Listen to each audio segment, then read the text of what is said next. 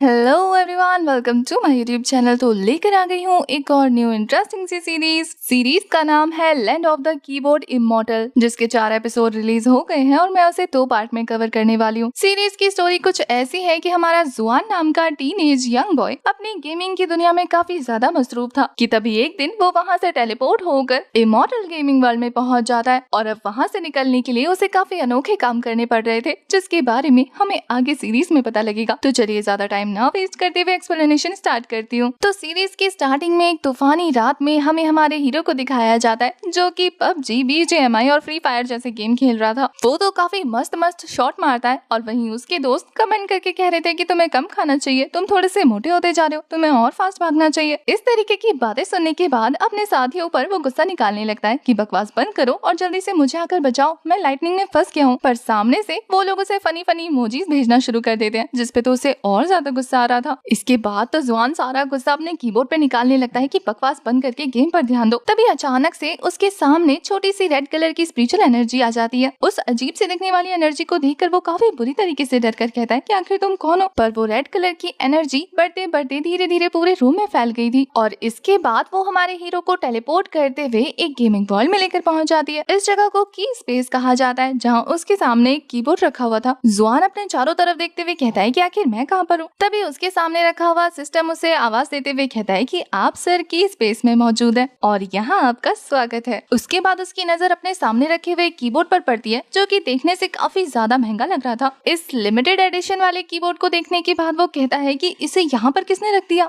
और इसके बाद तो जब वो उसे प्रेस करता है तो वहाँ से तेज रोशनी निकलने लगी थी। उसे तो कुछ समझ नहीं आता कि उसके साथ क्या हो रहा है, पर सिस्टम कहती है कि आपसे आपका नाम कीबोर्ड मैन है, जो कि आपने खुद चूज किया है। और फिर इसके बाद उसका हाथ लगते ही उसके सामने एक छोटी सी स्क्रीन ओपन हो जाती है। ये छोटी स्क्रीन वाला सिस्टम हमारे हीरो को बताता है कि मुबारकिए, आप गेमिंग वर्ल्ड में आ गए हैं और यहाँ से बाहर निकलने के लिए आपको 12 टास्क करने होंगे। ये सुनने के बाद उसकी बोलती बंद हो जाती है और फिर वो कहता है कि वो टास्क क्या होंगे। तो सिस्टम उसे कीबोर्ड की तरफ इशारा करते हुए कहती है कि पहले वाले रो में जो F1 से F12 तक के नंबर वाले बटन है, तुम जैसे जैसे उन्हें प्रेस करते जाओगे तुम्हें एक पोटली के साथ टास्क मिलता जाएगा और फिर उस टास्क को कंप्लीट करने के बाद तुम दूसरा नंबर प्रेस कर सकते हो और ये सारे काम करने के लिए तुम्हें हम भेज देंगे एक अननोएबल लैंड में। पर याद रखना, अगर होस्ट ने एक भी टास्क को करने में गलती की या फिर उस टास्क को फेल कर दिया तो वो वहाँ पर इंस्टेंटली मर जाएगा और रियल वर्ल्ड में भी उसकी बॉडी ढूंढ के नहीं मिलेगी। इसका मतलब अगर वो यहाँ मर गया तो वो रियल वर्ल्ड में भी मर जाएगा। ये सब बताने के बाद वो छोटी सी स्क्रीन उसे गुड लक बोलते हुए वहाँ से चली जाती है। जुआन बेचारा ये सारी चीजें प्रोसेस कर ही रहा था कि तभी उसके सामने मौजूद कीबोर्ड भी उसकी बॉडी के अंदर घुस जाती है। उसे समझ नहीं आता कि एक तो लिमिटेड एडिशन वाला कीबोर्ड उसके सामने रखा था वो भी गायब कर दिया। वो जोर जोर से चिल्लाकर अपनी फ्रस्ट्रेशन निकालने लगता है कि कहाँ फंस गया मैं और यहाँ से बाहर कब निकलूंगा। और फिर वो जोर जोर से होस्ट को बुलाते हुए कहता है कि सामने आओ, मुझे और भी चीजें पूछनी है। अब हमें मिस्टीरियस लैंड का सीन दिखाया जाता है, जहाँ पर एक लड़का लेटा हुआ था और उसके पास काफी सारे लोग मौजूद थे, जो उसे देखते हुए आपस में बात करने लगते हैं कि भरी गर्मी के मौसम में इसके ऊपर बिजली गिरी और इसकी जान चली गई। पता नहीं कौन से पाप किए थे इसने जो इसी के ऊपर आकर बिजली गिर गई। उन्होंने तो यहाँ तक सुना है कि इस लड़के की किस्मत इतनी खराब है कि कल ही जो फैमिली में इसकी शादी हुई और आज इसका काम तमाम हो गया। वहाँ पर उस लड़के के पास बैठा हुआ एक ओल्ड मैन उसकी बॉडी को अच्छे से चेक करके बताता है कि अब ये नहीं रहा। हमें उन लोगों के मुंह से ये बात भी पता लगती है कि मिस चू, जो कि मिंगवे सिटी की सबसे ज्यादा खूबसूरत लड़की है, उसकी शादी हुई थी इससे, जो कि अब भरी जवानी में विधवा हो चुकी है क्योंकि अब उनका पति नहीं रहा। ये जो ओल्ड मैन उस लड़के को चेक कर रहा था ये असल में एक वैद है, जो कि काफी देर के ऑब्जर्वेशन के बाद सभी लोगों को बताता है कि ये लड़का जिसका नाम जुआन है, ये लाइटनिंग गिरने की वजह से इंस्टेंटली मारा जा चुका है। तो अब इसे दफनाने की तैयारी की जाए क्योंकि इसके बचने के अब कोई चांसेस नहीं है। वैद्य जी आगे से लोगों को इसके मरे होने का सबूत दे रहे थे, वहीं पीछे से वो हाथ खड़े करते हुए कहता है कि मुझे अभी भी कुछ पूछना है। उसे ऐसे ज़ॉम्बी की तरह उठते देखकर वहाँ पर मौजूद लोग डर के मारे वहाँ से भाग जाते हैं कि कहीं ये भूत तो नहीं है। वहीं उसे 1 घंटे तक अच्छे से चेक करने के बाद वैद्य जी ने उसे मरा घोषित किया था। अब उसे जिंदा देखकर खुद बेहोश हो जाते हैं। अब उन्हें इतना सदमा खाकर बेहोश होता देख देखकर जुआन कहता है कि भाई साहब, क्या आप चाहते हैं कि मैं डॉक्टर को बुलाऊं? अब ये सुनने के बाद तो वैद्य जी की आत्मा उनका शरीर छोड़कर ही निकल जाती है। वहीं दूसरी तरफ जुआन चारों तरफ घूमकर देखता है लोगों के कपड़े और अपने आसपास का एनवायरनमेंट, और फिर कहता है कि कहीं मैं टाइम ट्रेवल करके एंशिएंट टाइम में तो नहीं पहुंच गया। और फिर अपने कपड़े देखकर कह रहा था कि क्या ओल्ड फैशन है। तभी उसे एक लड़की की आवाज सुनाई देती है जो कि उससे पूछ रही थी कि जुआन, तुम यहाँ क्या कर रहे हो? अपने सामने काफी खूबसूरत लड़की को आता देखकर उसके तो दिल में प्यार के फूल खिलने लगते हैं। उस खूबसूरत फेरी जैसी लड़की को देखकर तो हमारे जुआन का दिल गार्डन गार्डन हुआ जा रहा था। वहीं हमें इस लड़की के बारे में पता लगता है कि ये वही सबसे खूबसूरत लड़की है जिसका नाम मिस चू है, और ये चू फैमिली की यंग मिस यानी कि हमारे जुआन की वाइफ है, जिसे अपने सामने देखने के बाद जुआन यहाँ पर पोजेस मारकर उसे इम्प्रेस करने की कोशिश करने लगता है। वो उससे फ्लर्टिंग करते हुए कह रहा था कि मेरे घर पे एक छोटी सी प्यारी सी कैट है, तो मैं चाहता हूँ कि आप उसे आकर मेरे साथ चेक करें, तो क्या आप तैयार हैं? ये बोलकर आंख मार रहा था। उसे लग रहा था कि उसकी दाल गल जाएगी, पर नहीं गलती। तो ये देखकर वो कहता है कि तुम्हें देखकर मेरा दिल हैंग हो गया, इसलिए मुझे समझ नहीं आ रहा कि मैं क्या बोल रहा हूँ। पर वहीं दूसरी तरफ जो उसे काफी ज्यादा गुस्से में घूरते हुए कहती है कि जुआन, सिर्फ कुछ घंटे हुए हैं और क्या तुम भूल गए हो कि मैं तुम्हारी वाइफ हूँ? अब वाइफ वर्ड सुनने के बाद तो उसका मुंह लड्डू जितना खुल जाता है। अपने एक्साइटमेंट को कंट्रोल करते हुए कह रहा था कि गॉड, आप कितने ज्यादा काइंड है मेरे लिए। पक्का मैंने पिछले जन्म में कोई अच्छे कर्म किए हैं, तभी आपने इस जन्म में इतनी खूबसूरत वाइफ दी है मुझे। कितना ज्यादा लकी हूँ मैं, ऐसी वाइफ के लिए तो मैं सारी जिंदगी यही रह जाऊँ। तभी ऊपर देखते हुए उसकी नजर अपने स्टेटस बार पर पड़ती है। जब उसे अपना स्टेटस पता लगता है कि वो लो ग्रेड का कल्टीवेटर है और जो फैमिली का सन इन लॉ है जिसे कोई पसंद नहीं करता, तो ये पढ़ने के बाद वो कहता है कि क्या ये अच्छी शुरुआत है या बुरी, समझ ही नहीं आ रहा। तभी उसे पता लगता है कि उसकी वाइफ उसके आसपास से गायब हो चुकी है, मतलब अपनी बग्गी में जा चुकी है। और वहीं दूसरी तरफ लोग उसकी खूबसूरती की तारीफ करते हुए कह रहे हैं कि बस एक बार और दिख जाए वो सुंदर परी, जिन्हें चुप कराते हुए जुआन कहता है कि तमीज से बात करो, भाभी है तुम्हारी। लोग भाभी वर्ड सुन के मुंह बनाना शुरू कर देते हैं और यहाँ जुआन ट्राई कर रहा था कि वो बग्गी के अंदर चला जाए, पर तभी क्याओ नाम की मेड उसका रास्ता रोकते हुए कहती है कि क्या तुम अपना स्टेटस भूल गए हो? चुपचाप मिस के साथ बग्गी के पीछे पीछे आओ। अब ये सुनने के बाद तो बेचारे जुआन के दिल के 36 टुकड़े हो जाते हैं।